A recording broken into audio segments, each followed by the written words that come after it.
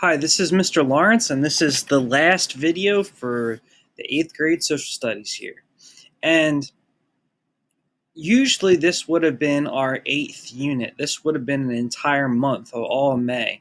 But because everything got compressed, unfortunately we're going to have to try to put it into one slideshow. And that's about this event called Reconstruction. So the Civil War is over in 1865. But 600,000 people have died, and you have now 4 million free people, people that used to be slaves, and you have massive destruction of the property in the South, the cities, the railroads, the bridges, things like that. And how do you put the country back together, as well as the bad blood that's obviously going to exist on both sides? They had killed each other's families. So this entire period for the next 12 years is going to be nicknamed Reconstruction. It's where the country tries to rebuild. And it is this basically grand experiment where the Union and the North are trying to have racial progress. They create this thing called the Freedmen's Bureau, which is what we see here, which helps give job advice and helps train and educate some of the newly freed slaves. The idea was we just don't want to leave them out on their own and suffer. We need to help give them a leg up in society. They pass all these laws, some of which go into the Constitution, again, trying to make sure that certain discrimination and racism and slavery can't exist anymore. However, it doesn't last forever. It lasts only for this 10 or 12 years, and then after it's over, the African Americans are going to go back into a pretty horrible condition under something called Jim Crow. So for this little period of time, there's great hope that maybe people can be treated equally, and then that hope is dashed. First of all, when the Civil War ends, so many of the newly freed slaves didn't even know that they were free. Here you see a picture of a family in one of the destroyed southern towns. And on June 19th, 1865, in Texas, the Army general there posted this thing saying that you guys are free now, that there's been a proclamation in the United States. And this is when they announced this from a public balcony, so many slaves actually heard about it for the first time. So this holiday, Juneteenth, is still a pretty prominent one. Well, we talked about the 13th Amendment back in the Civil War where they banned slavery, but that isn't enough in and of itself. What they also need to do is they need to protect these people's citizenship rights. So they create this long law called the 14th Amendment.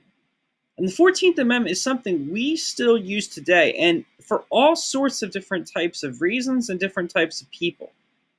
It's probably the most forward-thinking law that there is in the Constitution, because it says everybody gets equal protection of the law, regardless of your sex, your race, your country of origin, your religion. You get equal protection of the law. Everybody also is entitled to due process of law.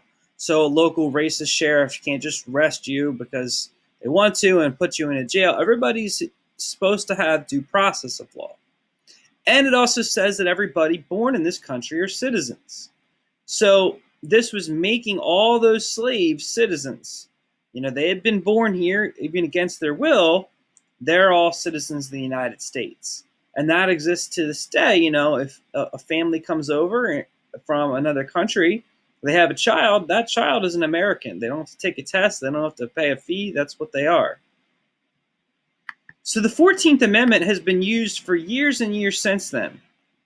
It was used in the 1950s to ban school segregation in the Brown versus Board of Education case, saying that there's equal protection, that you have to have equal schooling, you can't separate them out. In the 1960s, it said that blacks and whites could marry, that these laws called miscegenation laws were illegal this first case of Loving versus Virginia. This Mr. and Mrs. Loving, who wanted to marry, and the state told them no. The U.S. government said they could because of the 14th Amendment. And then even just in recent times, in 2015, the Supreme Court said that gay marriage was legal nationwide, that any laws that would be against it would be going against the 14th Amendment. And then finally, like I said, citizenship. So immigrants come over here, even if the parents themselves are not citizens. If their child is born on the soil, they are. Another thing they put in the Constitution, they have this massive adrenaline kind of rush after the Civil War is done. The Union wants to push through as many of these laws as they can while the South is still reforming itself and bringing itself back into the country. Another law is the 15th Amendment, which gives all black men the right to vote. Now, this is in theory, because there's going to be some restrictions that some of the local leaders try to put on it, like making them pay taxes, making them pass tests, making them prove their grandfathers had voted, which is going to be impossible for slaves. But in theory, it says that all black men have the right to vote. And this is actually 50 years before women are given the right to vote. So women aren't given the right to vote until the 19th Amendment in 1920. And this is in 1870, 50 years beforehand. And because African American men are given the right to vote, that allows for African Americans to be elected to Congress. So just think about it. 5 years earlier, there was slavery in the South.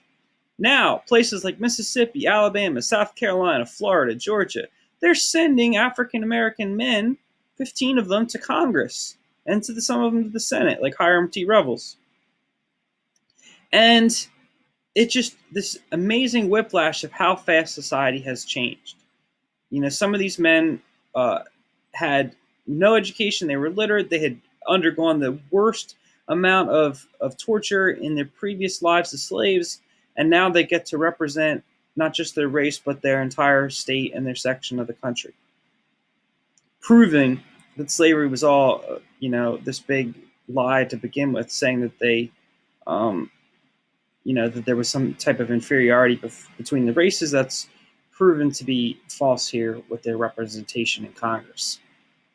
And then obviously, a century and a half later, it'll lead to the election of the first African American president in 2008, Barack Obama. But that's thanks to this 15th Amendment that they pass during Reconstruction. And the reason that these Reconstruction Acts and these constitutional amendments can go into place are the protection of the Union Army. The Union Army does not leave the South after the Civil War. For the next decade, they stay and they enforce the rules, they enforce the peace, they enforce the terms of surrender. And what they end up having to do basically is be this buffer between the newly freed slaves and the local the local white population, many of whom have come back from the war, who are violent, who are racist, who want to murder. Some of them just want to murder any newly freed slaves in cold blood. And the Union Army is going to get stretched pretty thin trying to stop the bloodshed. And by 1877, there is going to be a idea that the time is up. We should leave. And they make this deal. The Republicans in the North make this deal. There's a contested election between the Republicans and Democrats, and the Republicans will go off with the White House. So here, the Republican, Rutherford Hayes, he goes off with the White House, while the devil stays behind in the South and is going to do his damage there to the local African-American population. And some of that damage is going to be because of this veteran group called the Ku Klux Klan, which is going to emerge for the first time. So one of the generals, Nathan Bedford Forrest from the Confederacy, he and some of the other veterans formed this organization, the secretive organization, complete with the white hoods and the secret oaths and the cross burnings and the capes and costumes and weird titles. And they go on horseback to different towns, terrorizing the African American communities, letting them know that they're not really wanted here. that even if the law says they're free, the local whites consider them not to be. And any type of rumor that's out there that, an African American had done something, or even if they didn't do something, that Klan might come to their house, come to the jail, pick them up, lynch them without any type of justice at all. Just in the middle of the night, rip people from their families and hang them or terrorize them by burning a cross on their front lawn. They had various methods.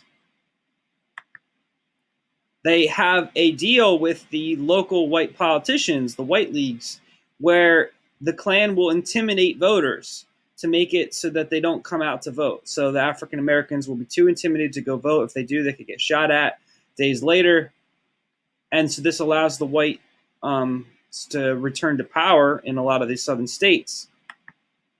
And there's even a map here that shows the number of lynchings that take place during this time period in Reconstruction and afterwards. Every dot on this map here represents a different lynching of a person, many of them completely innocent of any type of crime whatsoever.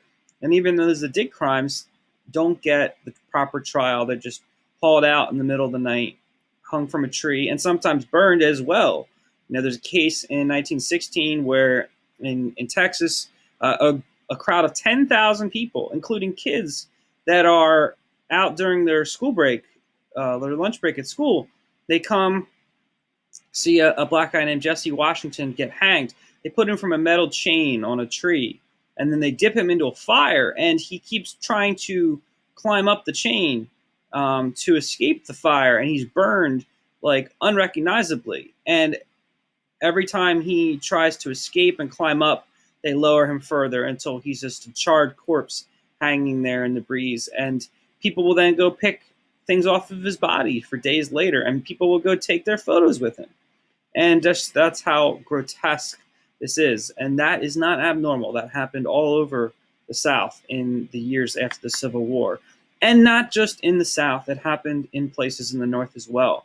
This is a location in Coatesville where they lynched a African-American guy by the name of Zachariah Walker. This is the day after the families that were part of the lynching took their kids out there to pose for pictures where they killed this guy.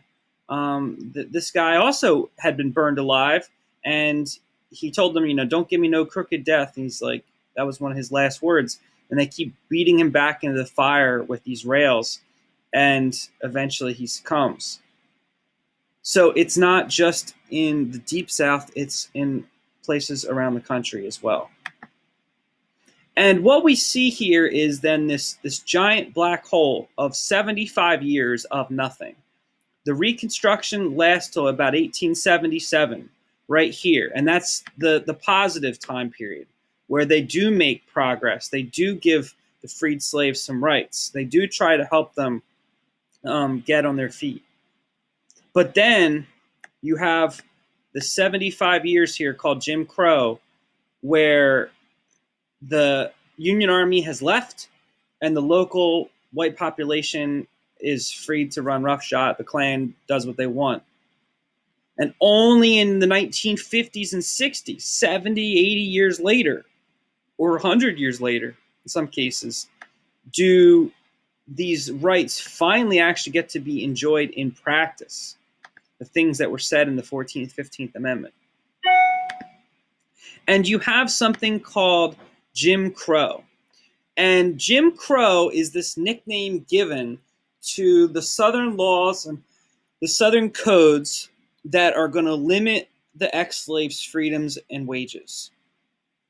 There's a thing called sharecropping where the African Americans have to work on their former overseers and former masters' plantations because it's the only job they can find. And then they have to actually give some of the crops to their quote employer, even though the employer is still acting like their slave master. And they're not even able to sell the rest. They have to give it to the employer / owner to sell, and they just get to keep some to eat for themselves and their families. I mean, they don't have money to go buy a house for themselves. They don't have money to go move somewhere else. They're kind of stuck in the same places they were. But they had also passed these laws that said they couldn't get paid so much. They obviously had intimidation if they tried to go vote. And then they start to create separate facilities entirely, separate schools, separate water fountains, as we'll see in some of the famous pictures. Years later, with the advent of technology, you have separate buses and separate swimming pools and things like that, separate entrances to restaurants and separate entrances to stores. Jim Crow had actually been this song in the 1830s, and this white guy had dressed up in blackface. The Jim Crow was a song, and then this nickname just kind of sticks to these codes which they put into place. And like I said, this is the conditions here of, quote, sharecropping, where you have the white employer or owner, he's living there, and he has all the African Americans working for him, and he's giving them peanuts a day. He's saying, hey, you can stay here and you can eat the food that you pick, but the rest of it's going to go to me. Pretty much like slavery. And then in Jim Crow, you have the separate facilities, or the segregated facilities. A white water fountain, which looks nice and spiffy, the colored water fountain, which doesn't. The white entrance to the store, which is very welcoming, the colored entrance, which is not. And going back to this, again, it's going to be this huge black hole here of 75 to 100 years before any type of progress happens again. And that's not going to be to the civil rights movement. And this gentleman here, by the name of Martin Luther King, helps lead an organization and movement for the next 14 years there to try to do something. But like I said, for the next era of American history, racial progress is set back a lot. Reconstruction had been this experiment to try to put some things into laws. Those laws still exist, but in practice and reality in the South, the amount of racism and discrimination is still very high. I thank you for enduring this video and hope you have a good day.